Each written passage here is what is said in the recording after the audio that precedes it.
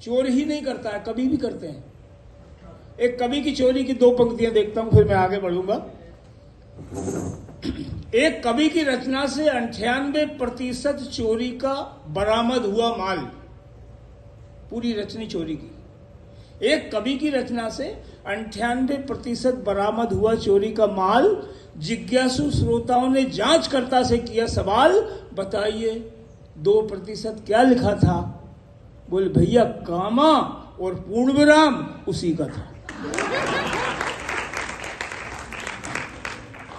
और इसी सिलसिले को आगे बढ़ाते हुए एक रचना गंभीर रखते जाऊंगा आपके सामने और बाकी हंस के करते जाऊंगा जितनी देर मैं टिका रह सकता हूं। हालांकि यहाँ की जो फील्ड दिख रही है उससे मुझे उम्मीद है कि काफ़ी प्रबुद्ध हैं सब लोग और सब सीनियर सिटीजन्स हैं, तो ज़्यादा जल्दी किसी को नहीं है, सभी सुनना चाहते हैं। एक कवि है, बड़ा शौक होता है कविता सुनाने का, जो कवि लिखता है उसको। तो एक जगह कवि सम्मेलन हुआ, तो जैसे हम आपके पास आ गए जुगाड़ लगा के, ललिता मैडम मिल गई, उनने यहाँ हमको भेज दिया, ऐसे ही उसने जुगाड़ लगाई और एक जगह पहुंच गया। अब उसने सोचा कि आए हैं, जब रचनाएं पढ़ेंगे तो कुछ ना कुछ व्यवस्था तो हो ही जाएगी। अब वो कविता पढ़ के और जब निपटता है और उसको लोग भगा देते हैं, बोले जाइए अब आप, यहाँ कुछ नहीं है, आपका काम हो गया। वो देखिए आपकी उस कवि के साथ क्या होता है और कितने बड़े अपराध का वो पर्दाफाश करता है इस जरा सी घटना से। कविता देखें आप। कवि सम्मेलन के बाद जब पारिश्रमिक का सवाल आया तो आयोजकों ने एक कवि को नवोदित कहकर अंगूठा दिखाया। कवि सम्मेलन के बाद जब पारिश्रमिक का सवाल आया तो आयोजकों ने एक कवि को नवोदित कहकर अंगूठा दिखाया। हताश कवि विदाउट चढ़ गए रेल में, पकड़ा गए और पहुंचे सीधे जेल में। हताश कवि विदाउट चढ़ गए रेल में, पकड़ा गए और पहुंचे सीधे जेल में। जेल में रखा गया था कवि को जिस बैरक में 3 और कैदी रहते थे, वहां संग में कवि हृदय था, घुला मिला और कर दी बात शुरू। आप लोग कैसे हैं गुरु? कवि हृदय था, घुला मिला, कर दी बात शुरू। आप लोग कैसे हैं गुरु? एक दड़ियल शरीर से मरियल बोला तपाक से, पहले नमस्ते तो कर बाप से।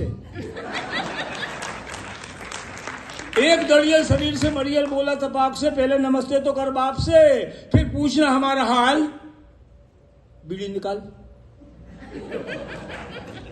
फिर पूछना हमारा हाल, बीड़ी निकाल। कवि ने बीड़ियां पिलाई चुपचाप और पूछा, आप लोगों से कर सकता हूं 2-4 बात? दड़ियल खिसियाया, बेकार दिमाग मत चाट, तेरा बिंडल हमारे लिए तोप है, पहले बीड़ी की ओर कमीशन बांट। तेरा बिंडल हमारे लिए तोप है, पहले बीड़ी की ओर कमीशन बांट। कमीशन ने रंग दिखाया, दड़ियल मुस्काया। हाँ कवि, कहो क्या क्या जानना चाहते हो? क्या हमारे नाम हमारे काम पूछना चाहते हो? तो सुन, मैं दानिश, ये गुलाम और वो दीना है, मेरा रहना इटारसी, इसका होशंगाबाद और उसका बीना है। अब तुम सोच रहे होगे हम किस अपराध की सजा काट रहे हैं, तो भैया हम तो मजा मार रहे हैं। और इस मजे में पेशेवर अपराधी हत्यारे, यहाँ आप लाइन देखें साहब, पंच देखें कि क्या कहाँ देश जा कहाँ रहा है। और इस पेशे में और इस मजे, इस काम में, इस पैसे में पेशेवर अपराधी हत्यारे बड़े काम आते हैं हमारे। सरकार नहीं दे पा रही नौकरी, वो देते हैं और उनके अपराध की सजा हम काट लेते हैं। सरकार नहीं दे पा रही नौकरी, हम देते हैं, उनके अपराध की सजा हम काट लेते हैं। और इसके बदले मिली मोटी रकम से हमारा पूरा परिवार 2 रोटियां खाता है, पूरी सुविधाओं के साथ, और असली अपराधी तक नहीं पहुंच पाते कानून के हाथ। और असली अपराधी तक नहीं पहुंच पाते कानून के हाथ। देख कानून और व्यवस्था की दुर्दशा, देख कानून और व्यवस्था की दुर्दशा। कभी झल्लाया, ठहाके लगाए और जोर से हंसा। ये कैसा कानून है, ये कैसी व्यवस्था है, ये कैसी गिरावट है। वाह रे मेरे देश, यहाँ तो अपराध तक में मिलावट है, यहाँ तो अपराध तक में मिलावट है। और बीच में मैंने आपसे कहा था अटैची एयरपोर्ट पर छूट गई थी,